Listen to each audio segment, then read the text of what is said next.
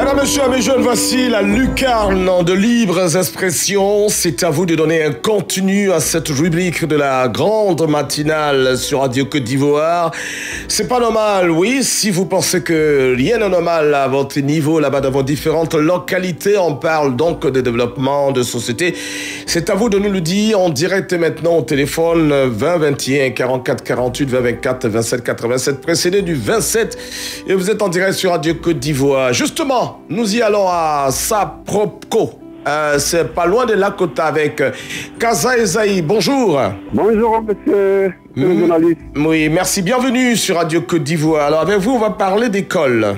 Oui. Allez-y. Vraiment, monsieur, c'est pas normal.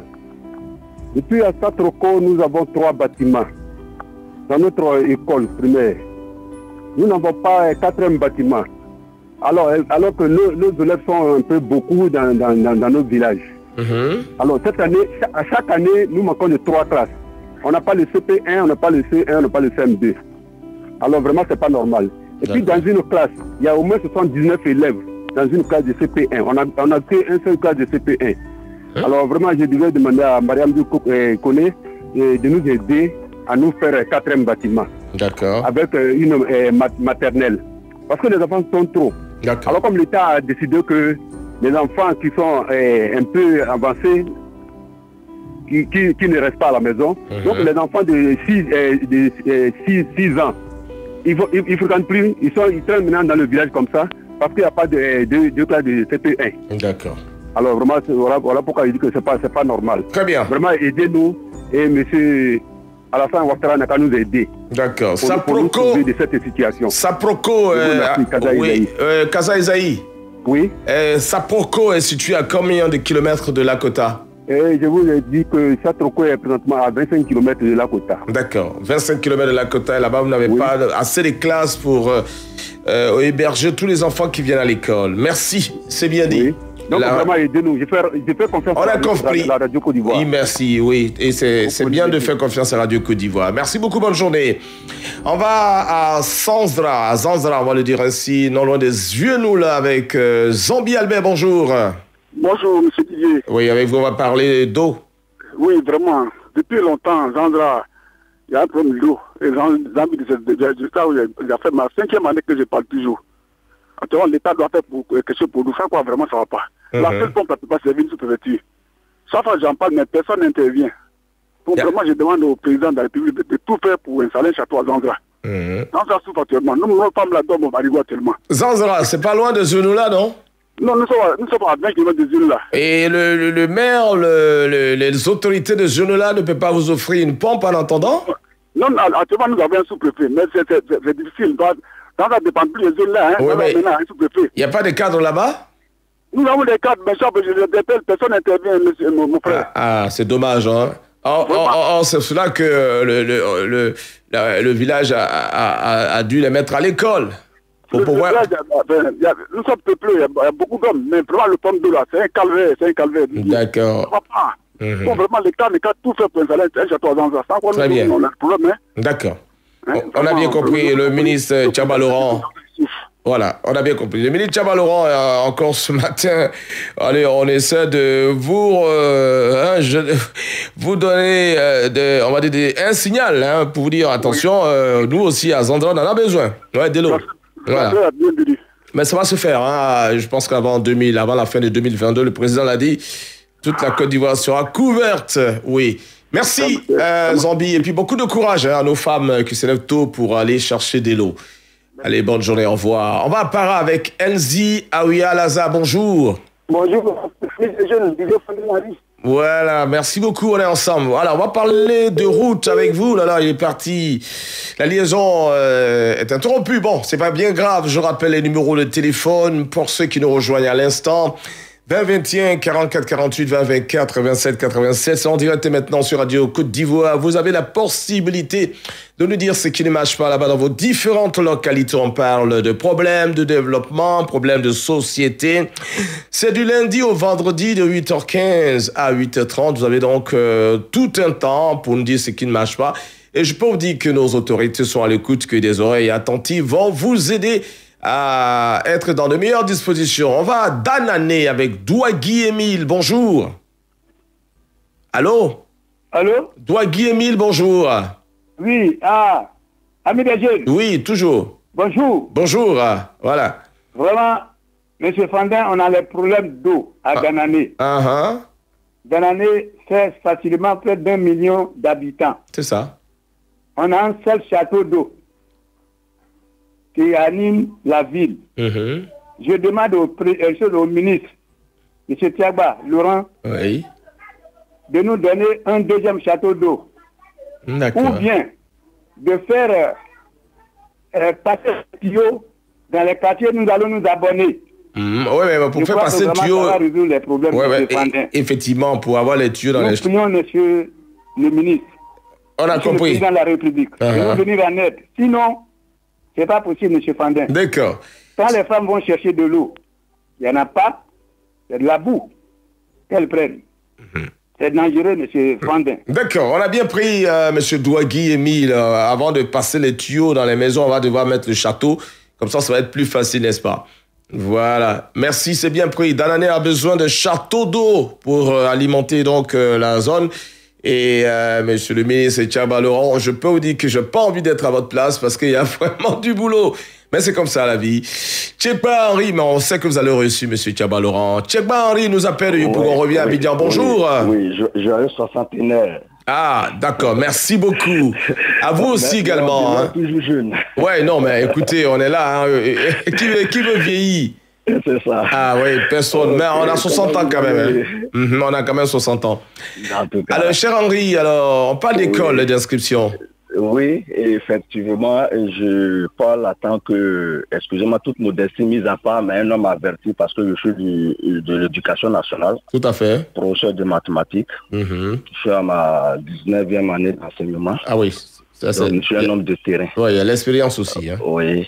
Et donc, je voudrais dire que l'État, par l'entremise du ministère de l'Éducation nationale, prend des décisions, mais apparemment, ils ne sont pas sur le terrain et ils prennent des décisions qui ne reflètent pas la réalité du terrain. Aujourd'hui, à 85 points, un enfant va en 6e, chose qui est normale, il n'y a pas de problème à cela, mais c'est au niveau des inscriptions. Vous voyez, voilà. Le public, c'est 6 000 francs. Oui. Le privé, ça varie selon l'établissement. Et c'est pas moins c'est dans l'intervalle, je dirais, de 40 à 60, 70 000 francs. Voilà, moi, je ne peux pas comprendre pourquoi ceux du public payent 6 000 francs et ceux du privé, n'est-ce pas, payent plus que, n'est-ce pas, ce que l'État dit. Mais quand vous dites... L'État doit... Allô?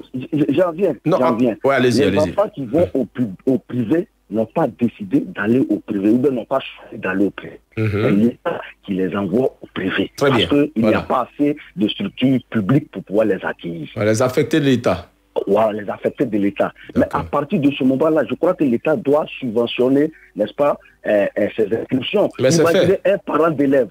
Monsieur Soufane, j'arrive, hein. Imaginez un parent d'élève qui a, par exemple, 5 enfants, n'est-ce pas, au privé, en tas de 6e, en tas de 5e, en tas de 4e, en tas de 5e. Ça, ce n'est pas exclu d'avoir ces enfants, n'est-ce pas? Oui. Mais qui sont tous au privé. Et regardez déjà à l'inscription ce que ce parent paye. Déjà que nous savons que financièrement, c'est un peu compliqué pour certains parents. C'est ça. Nous souffrons, nous voyons ce que ces enfants-là endurent, ce que ces parents-là endurent. Monsieur Fandin, mais au-delà même des inscriptions, il y a encore les cahiers d'habilité. Pour chaque matière, il y a un cahier d'habilité à acheter, jusqu'à, comment on appelle, à l'EPS. L'EPS aussi a un cahier d'habilité. Un cahier d'habilité pour 3 000 francs. Oui, monsieur Tchekpa. Oui. En tout cas, je sens que vous avez beaucoup à dire, mais donc, en clair, et pour nous résumer, il faut que l'État veille sur les décisions prises pour une bonne marche de l'école. C'est ce que vous dites. Mais au-delà de ça, je veux dire, il faut que l'État consulte nous qui sommes sur le terrain. Il ne faut pas rester dans les bureaux et prendre les décisions qui ne reflètent pas ce qui est c'est la même chose. C'est la même chose un peu. Hein. C'est un peu ce que je dis. En tout cas, ce que vous dites reflète quelque part la vérité. Et il va falloir que l'État prenne ses responsabilités. Et vous, en tant qu'un doyen de l'enseignement... Les parents souffrir, ça nous fait mal. Oui. Nous autres, il n'y a pas de problème. On est salariés, on peut peut-être se permettre certaines choses. Mais ce n'est pas évident. La majorité de ses parents... C'est pas évident. Enfants à l'école, les gens souffrent. D'accord. Monsieur disait, chaque jour au quotidien, nous voyons cette souffrance des parents même. Que pouvons-nous faire? D'accord. Merci. On vous a laissé parler parce qu'on parle d'éducation et c'est normal, l'éducation nationale, on est tous préoccupés par la question. En tout cas, on a bien pris. Maria Toukone, notre cher ministre, a entendu. Voilà. Merci beaucoup, Henri Tchekpa. À très bientôt. On reste toujours à Abidjan, à Bobo, avec Kwame Joseph. Bonjour. Bonjour. On va aller avec vous. On parle de banque. Hein? Oui. Il s'agit de banque. Oui, ça... à Bobo. Nous avons fait quelque chose vraiment, ça nous a trop tellement marqué que nous-mêmes, vraiment, on est dépassés. La banque BOA. Oui, à Bobo, à l'arrêt du bus. Oui, qu'est-ce qu'elle vous a fait? Alors, avant le 29, j'étais avec un grand frère. On est parti, il allait faire retrait de 60 000 guichets automatiques. Et il est sorti, lui, au monde est parti, arrivé au marché, il voulait faire les achats là. Il en a un billet de 10 000 $, la femme commerçante, elle dit que non, que c'est un faux billet. On me vient de la banque tout à l'heure là. Il dit que c'est un faux billet. Il met en face de son appareil, peut-être, il dit, ouais, on trouve que c'est un faux billet vraiment. Bon, d'accord. Il y avait les autres 50, 60 000 $, les 50 000 $, il a donné, on contrôle tout. Il y a 2 billets de faux billets dans les 60 000. À la BOA. Qui vous remet des... À l'arrêt du bus. Alors, est-ce que vous avez tenté de revoir les responsables de la BOA d'Abobo? J'ai dit à nos greffes, on a qu'à se retourner. Ils disent non, si on va, ils vont nous arrêter. Ils disent, mais ils vont arrêter comment? On vient de la part, voilà les trucs qui sont là. Ils disent, mais ils vont dire que ouais, c'est nous-mêmes, que nous ne sommes pas faux billets. Alors que les billets sont de la banque. Oui, effectivement, le truc, c'est un peu difficile parce que dès lors, vous quittez le guichet automatique et que vous faites plusieurs kilomètres, que vous revenez, on va forcément dire que... je trouve ça vraiment normal, c'est pas normal. Oui, c'est vrai. Puisque une banque, au contraire, c'est au dehors, on a peur, mais là-bas, on ne peut pas penser à un truc comme ça. D'accord. Donc, finalement, quel a été... Il n'y a pas de problème. Oui, Kwame. Kwame. Des faux billets dans les 60 000. Allô, Kwame. Oui. Mais alors, finalement, comment ça s'est passé? C'est resté comme ça? Bon, c'est resté comme ça, le problème, il a peur. D'accord, ok. Donc, ça veut qu'on n'a pas eu le courage de se retourner pour aller... Donc, voilà pourquoi j'ai intégré la radio. Voilà, donc la prochaine fois... Les responsables de la BOA, ils n'ont qu'à essayer de revoir encore ce qui se passe dans les banques. D'accord, merci. Surtout à l'arrêt de bus, au deuxième arrêt à Bobo, ils n'ont qu'à contrôler ce guichet. En tout cas, ils ne savent pas d'où vient, si ça vient de BCAO ou bien c'est la banque. D'accord, c'est bien pris, merci. Merci. Merci beaucoup, Kwame Joseph. Merci, bonne journée. On va prendre le dernier Ouattara. Diamako qui nous appelle Doropo, bonjour. Bonjour, monsieur. Voilà, nous vous écoutons, on parle de route. Oui, toujours je suis là. On parle de route. Doropo, je connais. Je suis allé là-bas en mission avec le président. Je parle de Kakota. Ah d'accord, allez-y. De Kakota. Ça fait beaucoup de temps. On peut même pas, même si quelqu'un est malade là-bas, là, ambulance ne peut pas partir là-bas. Kakota, c'est où? Kakota, ça fait 10 km de repos. Ah, 10 km de repos, d'accord. Oui. D'accord. Et il n'y a même pas de route. On demande au président de la République, il n'a qu'à faire tout possible pour faire ce pont-là pour nous. D'accord. Parce que on a parlé au conseil régional, il n'a pas pu faire quelque chose. D'accord. Donc c'est trop fort pour lui. D'accord. Le pont de Kakota. Kakota, qui est à 10 km de repos. De repos. D'accord, c'est bien pris. Voilà, on a bien pris, merci, cher ami. Les amis de Kakota veulent un pont. Le pont n'est pas loin de repos, c'est à 10 km de repos, c'est Kakota. Voilà, autant pour moi. Kakota, c'est bien pris, merci à la réalisation. Voilà, madame, monsieur, c'est ici qu'on va s'arrêter, n'est-ce pas, Clément Soko Asita. Merci de votre fidélité à la radio ivoirienne. Demain, c'est Estelle